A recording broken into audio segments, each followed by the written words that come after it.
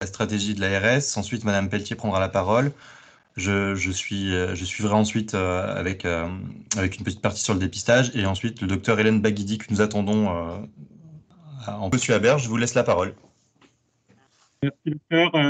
Bonjour à toutes et à tous. Merci d'avoir répondu à l'invitation du Centre régional de coordination des dépistages de la Caisse primaire d'assurance maladie et de l'Agence régionale de santé.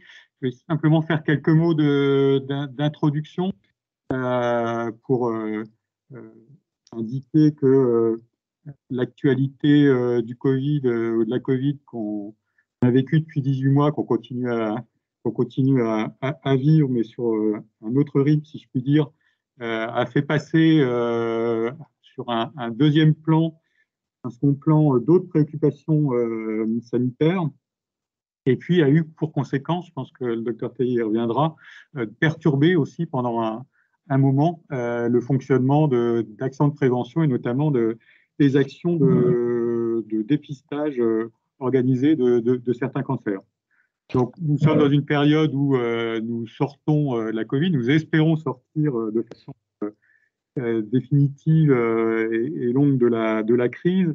Et donc il nous a semblé collectivement souhaitable, à l'occasion de ces manifestations autour d'Octobre Rose, de refaire passer des messages de santé publique à destination de la population sur un sujet qui est un sujet essentiel dans la région, sur le territoire national, mais notamment dans la région Centre-Val de Loire, qui est le sujet du cancer.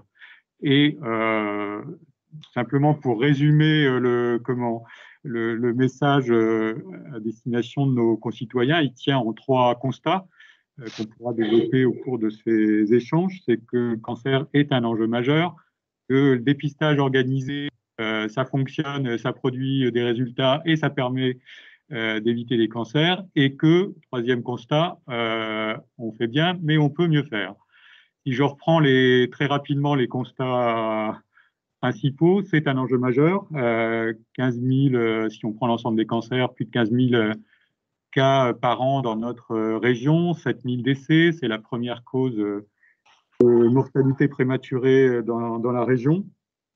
Si on se centre spécifiquement sur les cancers féminins, cancer du sein, plus d'un tiers des nouveaux cancers chaque année dans la région. Donc c'est un enjeu majeur de santé que de traiter les cancers au sein de la région.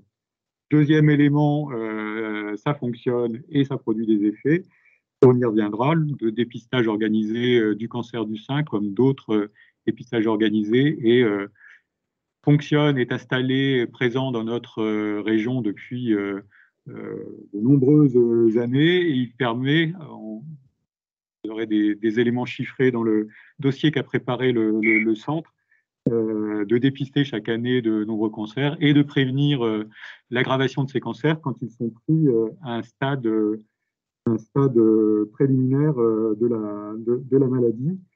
Et puis, troisième message, on peut faire mieux. Là encore, on aura l'occasion d'y revenir dans le cours de l'échange. La région Centre-Val de Loire, dans ses organisations, est plutôt efficace, et plus efficace que la moyenne nationale, si on se compare à la moyenne nationale. Mais la moyenne nationale et notre région est encore loin des objectifs de santé publique que l'on pourrait atteindre si on avait vraiment une mobilisation complète et une bonne information de la population, une mobilisation complète. On est sur des taux de participation au dépistage organisé du cancer du sein légèrement supérieurs à 50%, alors que l'objectif européen et l'objectif de santé publique souhaitable est plutôt autour de 70%. Et sur le cancer du col de l'utérus, deuxième cancer féminin, on est sur des taux de participation aussi au dépistage qui sont en deçà de l'objectif souhaitable de 80% de réalisation de ces dépistages, taux d'adhésion des femmes. Donc on est encore sur on a une marge de progrès. Donc ce message de santé publique, le centre régional est chargé de porter et porte chaque année avec vigueur, il faut encore le porter plus loin au sein de la région sur les cancers féminins, parce que c'est l'objet notamment de l'échange d'aujourd'hui, mais sur l'ensemble des cancers, on pourrait parler, et je pense on reparlera à certains moments du cancer colorectal pour lequel le taux d'adhésion de la population, cette fois-ci, n'est pas satisfaisant et doit être amélioré par une meilleure information, une meilleure adhésion. Voilà les quelques mots d'introduction à cet échange. Je vous repasse la parole, docteur, et puis à Madame Pelletier. Merci beaucoup, Monsieur Havert, pour votre intervention. Merci, Madame Pelletier, d'être là aussi. Je vous passe la parole. On va diffuser votre présentation. Karine, au niveau de la communication, va s'en charger. Donc, vous nous ferez signe si jamais il faut avancer les diapos. Voilà. Je vous laisse la parole. Entendu, merci. Merci à vous de me donner la parole. Mon propos s'inscrit totalement dans la continuité du propos de Monsieur Habert, puisque effectivement l'enjeu c'est d'augmenter toujours l'adhésion et la participation au dépistage organisé des cancers, et là en l'occurrence des cancers féminins. Donc tout d'abord, je pense qu'il faut rappeler les conditions de prise en charge par l'assurance maladie. Dès lors que la femme réalise une mammo de dépistage dans le cadre du dépistage organisé en pouvant produire le courrier adressé par le CDC, sa mammo est prise en charge à 100% et sans avance de frais. Ensuite, s'il y a des examens complémentaires de type échographie ou radio, les examens complémentaires vont être pris en charge dans les conditions habituelles de prise en charge des soins par l'assurance maladie. Sur le cancer du col de l'utérus, là aussi, nous prenons en charge à 100% l'analyse du test sans avance de frais, et les actes complémentaires, consultations, prélèvements, sont pris en charge dans les conditions habituelles. Donc, cette prise en charge sur les fonds de l'assurance maladie est le premier élément qui doit favoriser l'accès au dépistage, puisque tout est fait pour qu'il n'y ait pas ni d'avance de frais ni de reste à charge pour la femme. Le deuxième point de mobilisation de l'assurance maladie au profit au bénéfice du dépistage organisé des cancers, c'est le financement des structures. Donc, financement qui est partagé entre l'assurance maladie et l'agence régionale de santé. Pour ce qui nous concerne, on va faire un focus sur la région Centre-Val de Loire. Donc, le partage du financement du budget de fonctionnement entre l'État et l'assurance maladie s'est fait sur la base des chiffres 2020 à hauteur de 1 920 000 € de la part de l'ARS et 1 734 000 €, si j'arrondis, de la part de l'assurance maladie. L'année 2020 est une année où nous étions un peu en retrait. Évidemment, je ne vous refais pas le détail de la crise sanitaire. Pour l'année 2021, dans le cadre du dialogue de gestion que nous avons eu avec la structure, nous avons acté un financement qui serait en gros à hauteur de 2 millions d'euros de la part de l'ARS et 2 millions d'euros de la part de l'assurance maladie. Quand je parle de l'assurance maladie ici sur le budget de fonctionnement, je ne suis pas seulement sur l'assurance maladie du régime général, mais ce sont l'ensemble des régimes d'assurance maladie, régime général, autres régimes et mutualité sociale agricole qui sont contributeurs du fonctionnement du CRCDC. Autre élément de financement, c'est le financement des secondes lectures des mammographies. Donc, je ne vais pas dévoiler ici et rappeler l'ensemble des conditions de réalisation du dépistage organisé du cancer du sein. Je laisserai les responsables du CRCDC le faire.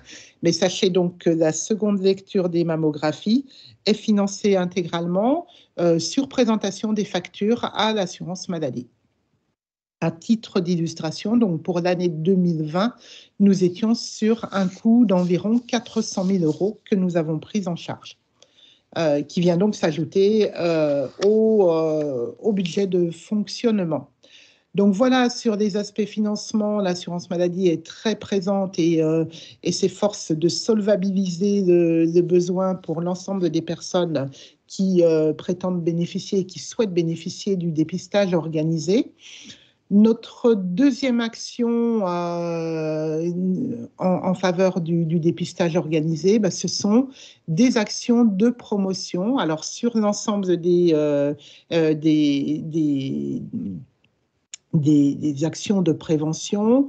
On parle ici du cancer du sein, du cancer de col de l'utérus, mais nos actions sont également très présentes sur le colorectal, dont M. Habert a annoncé que nous reparlerions dans d'autres occasions. En ce qui concerne le cancer du sein, alors là, je parle non seulement au nom de l'assurance maladie du Loiret, mais je vais être un petit peu plus large et évoquer ce qui se passe d'une manière générale dans l'ensemble des départements de Centre-Val de Loire. Toutes les caisses primaires d'assurance maladie réalisent des campagnes d'information auprès des femmes à travers des courriers, des courriels qui leur sont envoyés. Donc, nous ciblons toutes les femmes qui vont avoir 50 ans, ainsi que les femmes, grâce à un balayage de nos fichiers, nous ciblons les femmes qui ont entre 52 et 74 ans et auxquelles nous n'avons pas remboursé de mammographie dans les 2 dernières années pour leur adresser un courrier de sensibilisation et les inciter à participer au dépistage, organisé ou individuel d'ailleurs. Toutes les caisses réalisent aussi des actions de promotion dans leurs accueils. Alors évidemment, au cours de l'année 2020, les choses ont été beaucoup moins faciles puisque nos accueils ont été fermés pendant une large partie de l'année. Ça a été aussi le cas sur l'année 2021. Mais depuis septembre, toutes les caisses ont rouvert l'ensemble de leurs accueils au grand public, et ce qui donne encore plus de sens à nos actions de promotion dans les accueils. Selon les caisses, nous mettons à disposition des supports d'information, nous avons des supports d'affichage, et puis à chaque fois que c'est possible, l'agent d'accueil, qui est le conseiller de l'assurance maladie qui reçoit une personne qui est dans la tranche d'âge concernée, lui propose le dépistage s'il a d'informations lui permettant de voir qu'elle ne s'est pas fait dépister. Autre action, alors cette fois-ci hors de nos murs, c'est la participation et le soutien à toutes les actions de type foulée rose, marche rose, selon les départements, les intitulés sont différents. À chaque fois que c'est possible, les caisses primaires ont un stand d'information sur ces manifestations sportives et généralement, nos agents participent. On fait appel à volontariat et on constitue une équipe des salariés de l'assurance maladie qui vient participer aux foulées roses.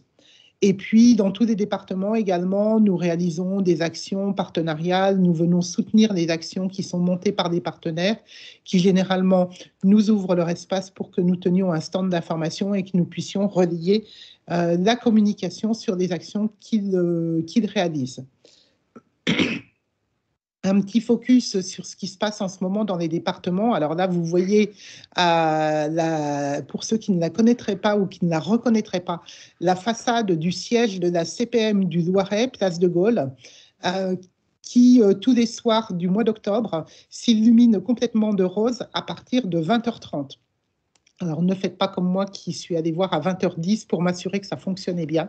C'est bien sur un créneau 20h30, 7h30 que notre façade sera ainsi illuminée en rose pendant tout le mois d'octobre. Je voulais aussi, pour ne pas être égocentré sur le Loiret, bien évidemment, souligner une action qui est intéressante, mais que je ne développerai pas parce que je crois que les représentants de l'association sont présents. Si on peut avancer un tout petit peu sur le diapo, c'est les ateliers de sensibilisation qui sont conduits dans le Cher, auprès des publics en insertion, avec une belle action partenariale entre l'association AZER, la MSA et le Centre régional de dépistage des cancers. Voilà, je trouve que c'est une action emblématique qui méritait d'être soulignée ici. Et encore une fois, je ne suis pas la mieux placée pour en parler puisque d'autres partenaires peuvent le faire à ma place. Donc des actions de mobilisation nombreuses pendant tout le mois d'octobre. Je souligne aussi qu'au niveau de la CPM du Loiret, les messages de promotion du dépistage du cancer du sein se font tout au long de l'année, même s'ils prennent davantage d'ampleur au cours de l'année du mois d'octobre. Pour terminer mon propos, un focus sur les actions portées par l'assurance maladie pour promouvoir le dépistage organisé du cancer du col de l'utérus. Alors, tout comme le sein, nous réalisons des campagnes de mailing en balayant nos fichiers, en ciblant pour nos courriels les femmes qui vont avoir 25 ans, les femmes qui ont entre 25 et 65 ans et qui n'ont pas réalisé de dépistage, et puis en assurant la promotion de la vaccination papillomavirus pour les jeunes qui ont entre 11 et 17 ans. Donc là encore, c'est la force de l'assurance maladie que de pouvoir disposer de l'ensemble de ces informations dans ces bases de données et les mettre à disposition des actions de promotion. Deuxième action généralement déployée dans l'ensemble des caisses également, c'est là aussi la promotion dans nos accueils avec des affiches, des supports d'information qui sont mis à disposition et des offres sur rebond à chaque fois que le conseiller de l'assurance maladie dispose de l'information lui permettant de voir que la personne avec laquelle il échange n'a pas bénéficié du dépistage du cancer du col de l'utérus et attirer son attention sur la nécessité de le faire. Et puis, un petit point particulier sur les journées frottis. Les journées frottis qui sont organisées, à ma connaissance, au moins dans les départements du Loiret, du Loir-et-Cher et de l'Eure-et-Loir. Si toutefois c'est aussi le cas dans les autres départements et que je n'ai pas l'information, qu'il m'en excuse.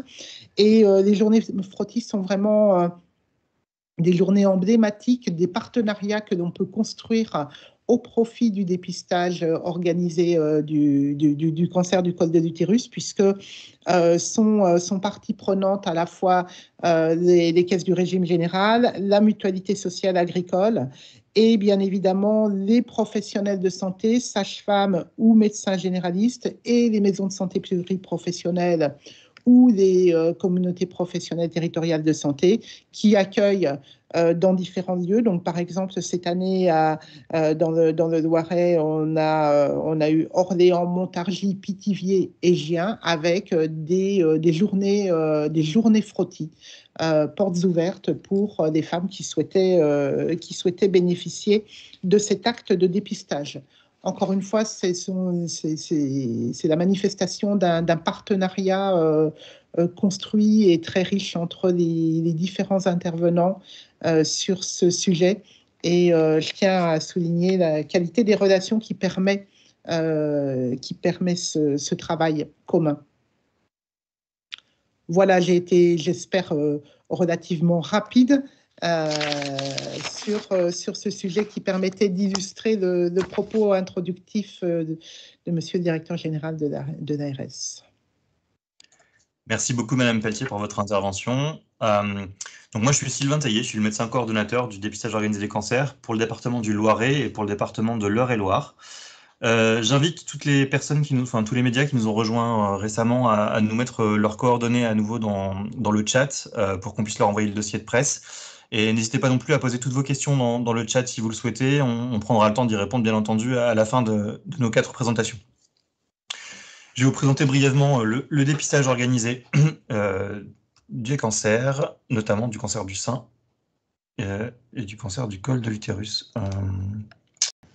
Donc, rapidement, voilà, le principe du dépistage organisé des cancers. Le dépistage organisé des cancers s'articule en France au niveau des CRCDC, donc centres régionaux de coordination des dépistages de cancer. Donc, pour ce qui nous concerne au niveau de la région, c'est la région Cévennes, Centre Val-de-Loire. Nous avons un centre qui est constitué de 6 antennes départementales, donc on a une antenne par département dans la région, et on a le siège de notre centre de dépistage qui se situe au niveau de l'antenne 37. Les missions des centres régionaux de dépistage des cancers sont multiples. Tout d'abord, nous devons inviter la population à participer au dépistage organisé des cancers. Il y a 3 dépistages organisés des cancers en France, le cancer du sein, le cancer du col de l'utérus et le cancer du côlon. Nous avons aussi une mission de suivi des dossiers positifs, bien évidemment, quand on lui trouve quelque chose dans le cadre du dépistage organisé des cancers. Cette personne n'est pas complètement laissée à l'abandon dans la nature. On s'assure que la personne fasse bien les examens et qu'elle ait bien tout le suivi nécessaire à la pathologie qu'on aurait éventuellement trouvée dans le cadre du dépistage. Nous avons toute une partie de sensibilisation de la population, donc notamment ce qu'on fait actuellement. Là, il y a les campagnes Octobre Rose et Mars Bleu pour le cancer du côlon qui permettent de faire un petit peu de promotion des dépistages. Et donc, la conférence de presse que nous sommes en train d'organiser permet aussi de passer un petit peu des messages sur le dépistage. Nous avons des missions de formation, que ce soit des formations des personnels de santé, des formations de personnes relais, pour pouvoir aussi expliquer le dépistage au plus près de la population avec des personnes qui connaissent bien le public, donc soit le médecin traitant qui connaît bien ses patients, soit des relais de quartier éventuellement qui connaissent bien les publics en difficulté d'accès aux soins qu'ils ont au quotidien auprès d'eux. Il a été présenté tout à l'heure par Madame Pelletier, la seconde lecture, effectivement, dans le cadre du dépistage du cancer du sein, mais j'y reviendrai en précisant comment se passe le dépistage du cancer du sein. Il y a une seconde lecture des dossiers, et cette seconde lecture, nous l'organisons dans nos locaux, donc il y en a tous les jours dans les locaux des CRCDC.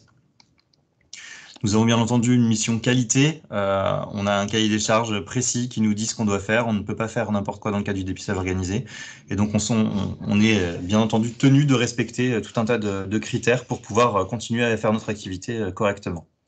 Et nous sommes régulièrement évalués tous les ans par Santé publique France, à qui nous remontons tout un tas de données pour voir un petit peu comment notre activité se passe. Donc, comme je l'ai dit tout à l'heure, il y a 3 dépistages des cancers, le cancer du sein, le cancer du col de l'utérus et le cancer du côlon. Tout d'abord, le cancer du sein, dans ce qui nous intéresse là aujourd'hui. Ça concerne près de 60 000 femmes par an en France. Il y a environ 12 000 femmes par an qui en décèdent chaque année du cancer du sein. Donc, c'est vraiment pas une pathologie à négliger. C'est pour ça que le dépistage existe d'ailleurs. Et donc, il y a 80% des cancers du sein qui se développent après l'âge de 50 ans qui est l'âge de début du dépistage organisé. Le cancer du sein touche beaucoup de femmes. En effet, une femme sur 8 sera confrontée à un cancer du sein au cours de sa vie. Là, c'est un petit diagramme qui montre l'âge de découverte du cancer du sein. Donc, on voit bien que dans la tranche 50-74 ans, qui est la tranche de dépistage organisé, c'est là qu'on trouve le plus de cancers. Bien entendu, parce que déjà, ils sont plus fréquents à cette période-là, mais aussi parce que justement, comme le dépistage existe, bien évidemment, puisqu'on cherche les cancers, on a plus tendance à les trouver qu'à une période où on ne les cherche pas. Mais si le programme de dépistage existe à cet âge-là, c'est vraiment parce que c'est quand même la tranche d'âge qui est le plus à risque de développer un cancer du sein. Donc, comme j'ai dit tout à l'heure, le programme de dépistage organisé est un programme national. Qu'est-ce que c'est que ça ? Tout le territoire français est soumis aux mêmes règles du dépistage. C'est toutes les femmes de 50 à 74 ans qui n'ont pas d'antécédents particuliers, que ce soit des antécédents personnels ou des antécédents familiaux, auquel cas elles rentrent sinon dans un suivi particulier, un dépistage individuel avec des mammographies qui peut être plus récents, plus fréquemment que l'examen de tous les 2 ans préconisé dans le cadre du dépistage organisé. Comme l'a présenté Madame Pelletier, ces examens sont pris en charge par l'assurance maladie. Donc, la mammographie et l'examen clinique sont pris en charge par l'assurance maladie. Par contre, effectivement, si jamais il y a des lésions qui sont trouvées et des choses à explorer, des examens complémentaires à réaliser, ceux-là ne sont pas pris en charge complètement par l'assurance maladie. Il faut parfois avancer les frais.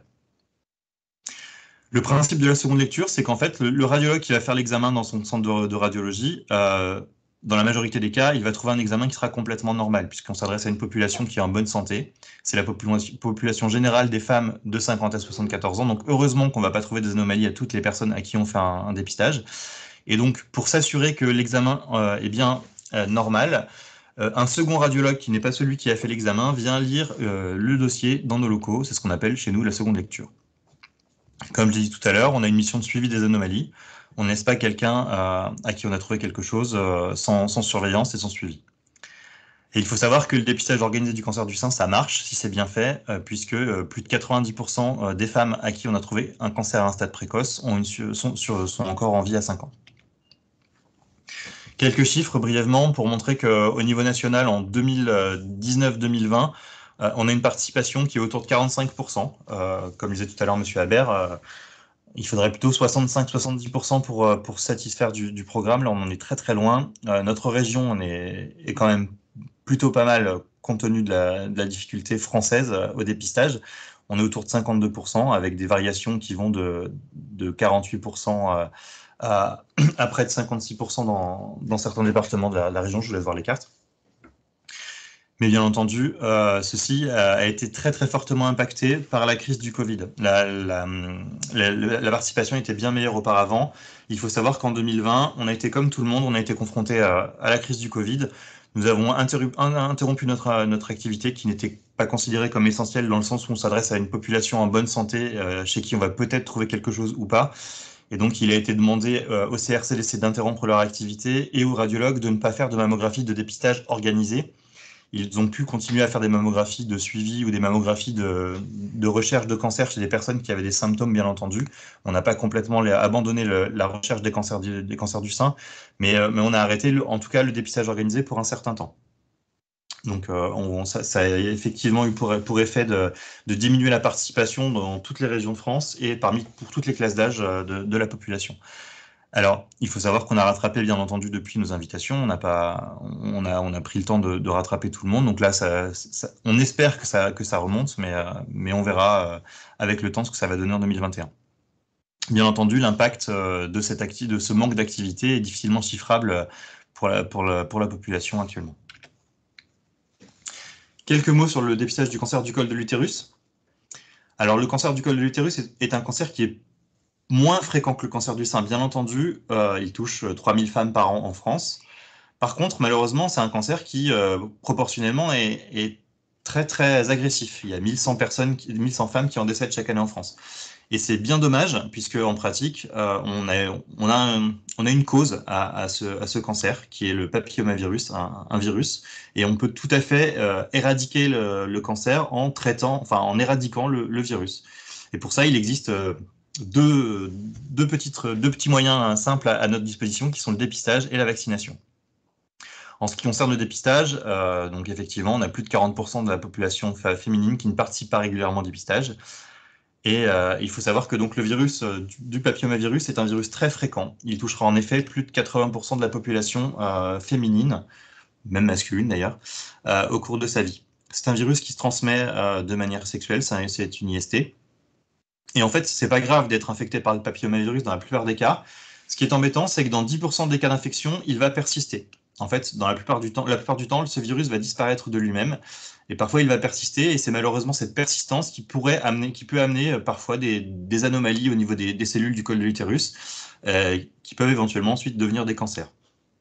Le papillomavirus, il en existe de plusieurs sortes. Il y a énormément de papillomavirus. Et parmi ces papillomavirus, il y en a 13 qui ont été identifiés comme des papillomavirus cancérigènes qui donnent des cancers. Et parmi ceux-là, l'HPV 16 et l'HPV 18 représentent 70% des cancers du col de l'utérus. Il n'existe pas de traitement contre le papillomavirus. Par contre, comme je l'ai dit tout à l'heure, il existe un vaccin. Ce vaccin est préconisé pour les filles et les garçons depuis cette année, à partir de 11 ans et jusqu'à 14 ans, pour faire rappel un petit peu plus tard si jamais il n'y a pas eu de vaccin avant. En fait, l'intérêt du vaccin, c'est d'intervenir avant toute activité sexuelle pour éviter le contact initial avec le virus. Tout l'intérêt du vaccin, c'est vraiment d'être fait avant que le virus puisse être rencontré par la personne par la personne au cours de l'activité sexuelle. Donc c'est pour ça que la jeûne est fortement recommandée. Et le dépistage ensuite, le dépistage concerne toutes les femmes, même celles qui sont vaccinées, entre 25 et 65 ans. C'est pas la même tranche d'âge que pour le dépistage du cancer du sein. Les modalités du dépistage sont de deux sortes différentes. En fait, ce qu'on appelait avant le frottis traditionnel est toujours d'actualité pour les femmes de 25 à 29 ans. En fait, ces femmes vont avoir 2 examens cytologiques à 1 an d'intervalle, donc on va leur faire 2 frottis à 1 an d'intervalle, et ensuite il y aura un nouvel examen 3 ans plus tard si les 2 examens étaient normaux. Et ensuite, à partir de 30 ans, en fait, dans le premier cas, ça c'est qu'en fait, le laboratoire va analyser les cellules du col de l'utérus, et si jamais il y a des anomalies, ils vont rechercher le papillomavirus à partir de ces cellules. À partir de 30 ans, on fait l'inverse. Donc c'est toujours un frottis, c'est toujours la même technique de prélèvement. Par contre, on ne va pas analyser les cellules, mais on va rechercher le papillomavirus dans les cellules. Et si jamais les cellules sont anormales, le papillomavirus est présent, ensuite on regardera les cellules. Et en fait, ce test, par contre, à partir de 30 ans, c'est tous les 5 ans, une fois qu'on a fait les premiers examens normaux, et donc c'est 3 ans après le dernier examen normale de la tranche 25-29 ans. Dans le cadre du dépistage organisé, une personne qui se présente avec son invitation du dépistage aura l'analyse de l'examen qui sera prise en charge par l'assurance maladie. Et puis nous, notre activité, en fait, c'est un complément à ce qu'on appelle le dépistage individuel. Une femme peut tout à fait aller voir sa sage-femme, son gynéco, son médecin traitant ou un laboratoire pour faire son frottis. Auquel cas elle ne sera pas invitée pour le dépistage organisé. C'est exactement le même examen qu'on propose dans le cadre du dépistage organisé, alors que pour le dépistage du cancer du sein, il y a une double lecture qui n'est pas présente dans le cadre d'un dépistage individuel.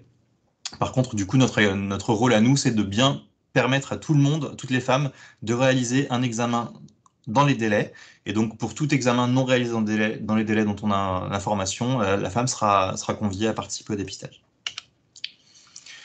Les cartes du taux du dépistage du cancer du col de l'utérus, peut-être vous ne les voyez pas très bien parce qu'elles sont un petit peu floues et puis la couleur est moins facile d'accès. Mais on est à près de 60%, comme on disait tout à l'heure, il y a plus de 40% des femmes qui ne participent pas au niveau français. Dans nos départements, ça varie entre 53% et 63%. Voilà. Nous avons un grand problème chez nous d'accès aux soins, que ce soit parce qu'il y a un manque de spécialité médicale, mais aussi parce que nous avons, comme partout, des personnes qui ont des difficultés d'accès aux soins.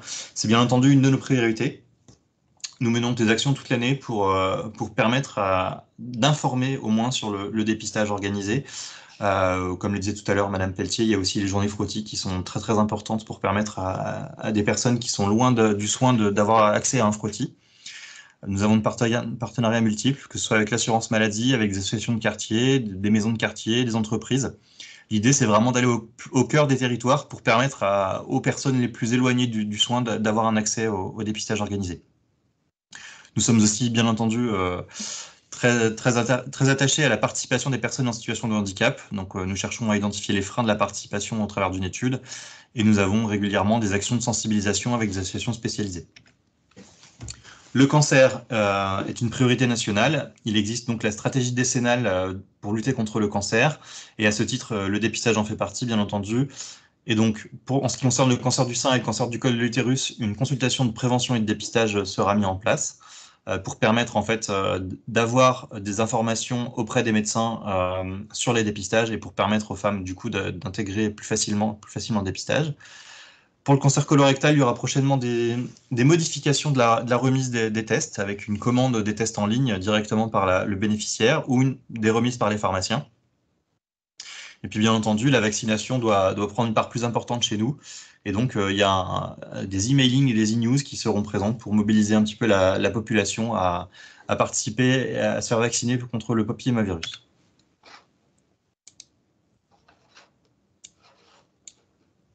Je vous remercie de votre attention et je vais laisser maintenant la parole au docteur Baghidi, Hélène, qui est chirurgien gynécologique à l'hôpital d'Orléans.